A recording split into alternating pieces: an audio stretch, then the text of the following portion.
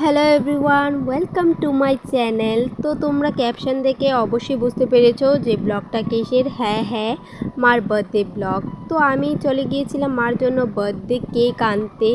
এই দেখো মার বার্থডে কেক কেমন হয়েছে তোমরা অবশ্যই কমেন্ট বক্সে কমেন্ট করে জানিও। বেসিক্যালি কেউ ইনভাইটেড ছিল না বার্থডেতে, আমরা নিজেরাই ছোট্ট করে মার বার্থডেটা সেলিব্রেশন করছি। আসলে মাকে একটু স্পেশাল ফিল করানোর জন্য এত কিছু। আশা করি মাকে একটু স্পেশাল ফিল করাতে পেরেছি। মার মুখের হাসি দেখেই বোঝা যায় যে না, মা আজকে অনেক খুশি হয়েছে। মা বাবাকে খুশি করার মধ্যে একটা আলাদাই শান্তি আছে। এই প্রথমবার মার খুশির কারণ হতে পেরেছি, এটা জানতে পেরে আমার অনেক ভালো লাগলো। তাদেরকে এই ছোট ছোট্ট খুশি দিতে পেরে আমি অনেক অনেক ব্লেসড মনে করছি নিজেকে।